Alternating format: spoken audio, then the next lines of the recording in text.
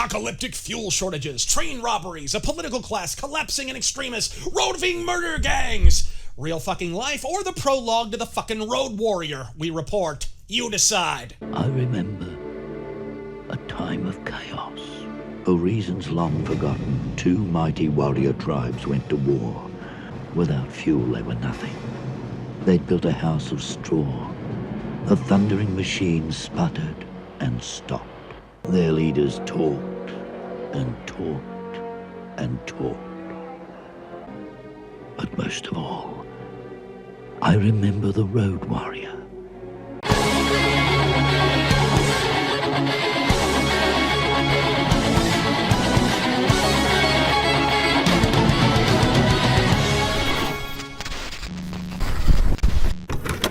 So toward the tail end of Obama's reign and for the totality of Trump's, the U.S. was a net energy exporter. Energy prices predictably plummeted. Anyone remember $1.75 gasoline? At this point, it feels like the fucking Victorian era, and frankly, I wish it was. At least we'd have neat hats in the meantime. I remember thinking we were getting jungled up the urethra around the time I walked out of GameStop, shaking my head thinking, well, that's $100 I'll never get back. Took me 2 minutes to realize I was holding a fucking gas receipt. To which this past week, Transportation Secretary Mayor Peter Buttplug said a simple, well then just buy an electric car, why don't ya? Last month we announced a $5 billion investment to build out a nationwide electric vehicle charging network so that people from rural to suburban to urban communities can all benefit from the gas savings of driving an EV. Yeah, you heard that correctly. The same party that claims requiring a $5 photo ID is cost prohibitive for minorities to vote and thus constitutes voter suppression wants you to drop 50 G's on a fiberglass fucking hipster mobile. Hey, how's it feel having the adults back in charge? No concessions, no admission of guilt or incompetence, just let them drive cake. Myself, I err more on the side of guilt here than incompetence. I find it bold of some to assume they aren't, no pun intended, tanking this economy on purpose. How short is your fucking memory? George Soros alone has been betting against the US dollar and oil futures since the early aughts, my friends, and he paid for these fuckers' campaign signs, and he ain't the only corporate cuckbag to do so, for the record.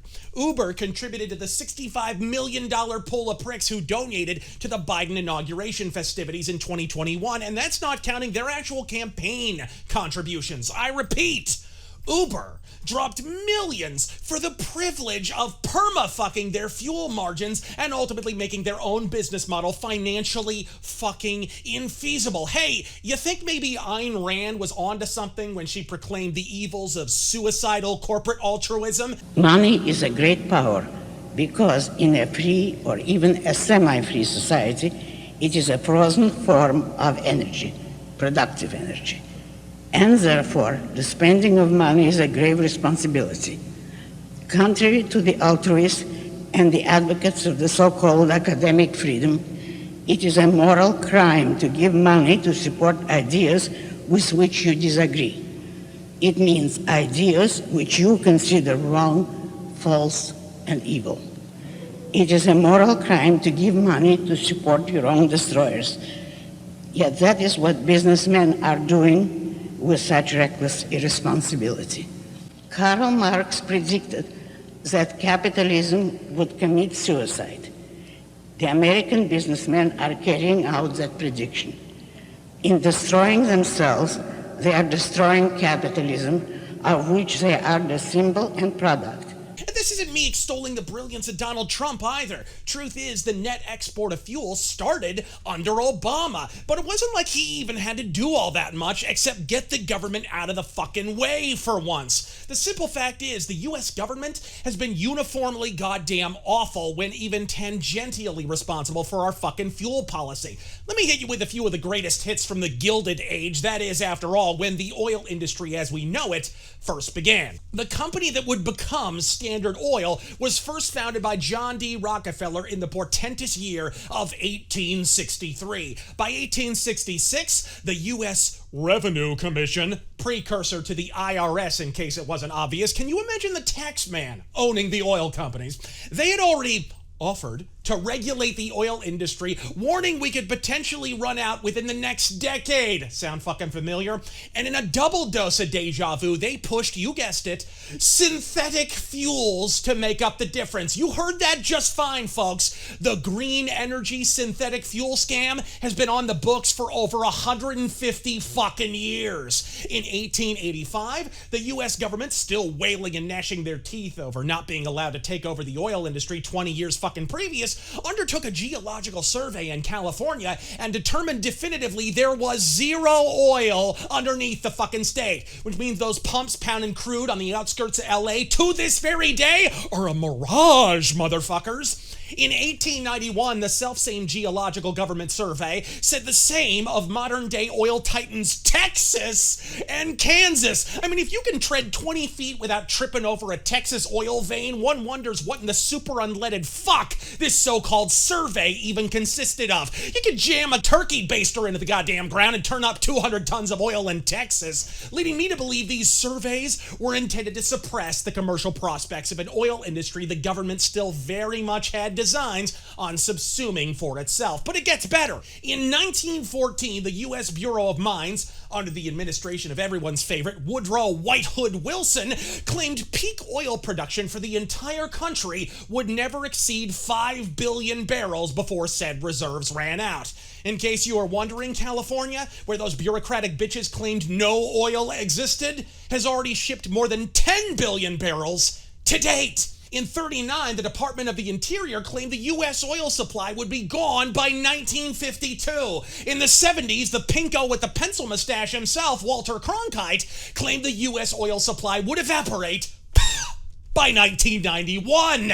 These are the people setting our fucking fuel policy, folks, or guiding it. And you wonder why, under the most authoritarian leftist administrations from FDR to Wilson to Jimmy Crack Corn Carter and his modern moldering doppelganger Biden, we invariably suffer a fucking fuel shortage. I say this because with all the reeing about Russia and the Ukraine, truth is, this fuel crisis likely would have happened whether a solitary bomb fell in fucking Kiev or not. Don't take my word for it, though. Behold Biden's low energy secretary. How does this speed up the efforts at DOE to move in more of a renewable direction, since this is going to have an impact on people at the pump?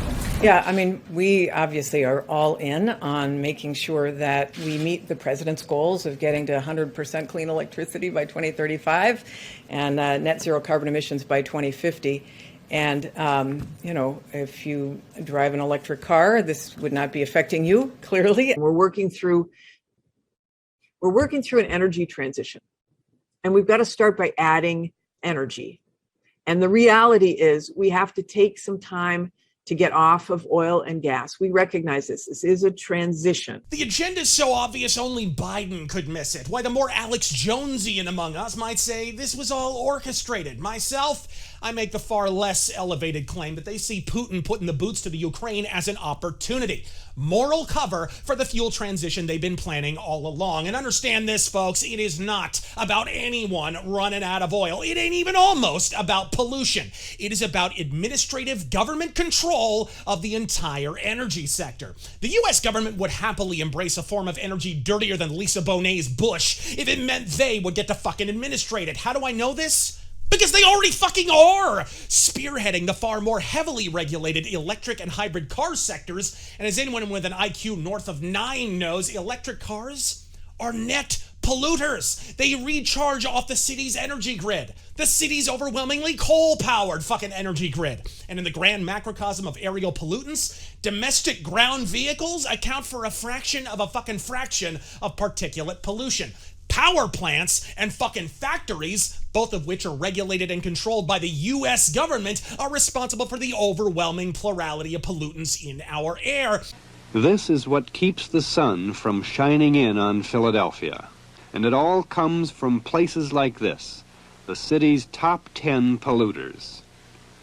Power plants, oil refineries, the city incinerators, chemical plants, coke ovens, smelting operations. And that's just in the air.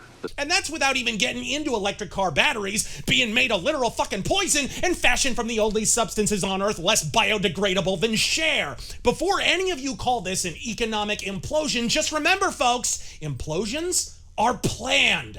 This is a goddamn demolition. And while he may not be responsible for all of it, Biden is certainly the one working the plunger here.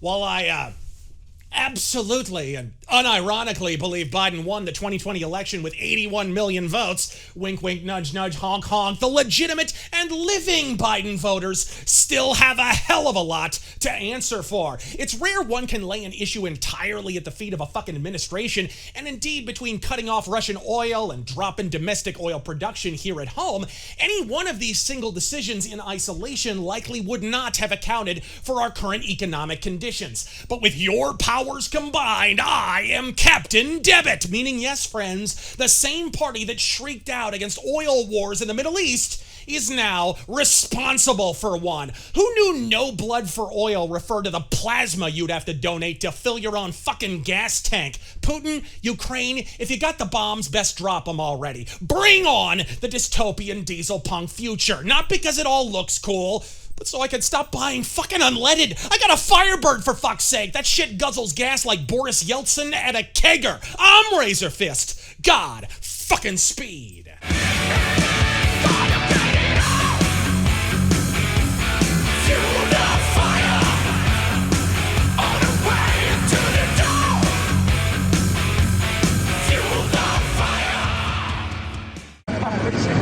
Can't do much right now. Russia's responsible.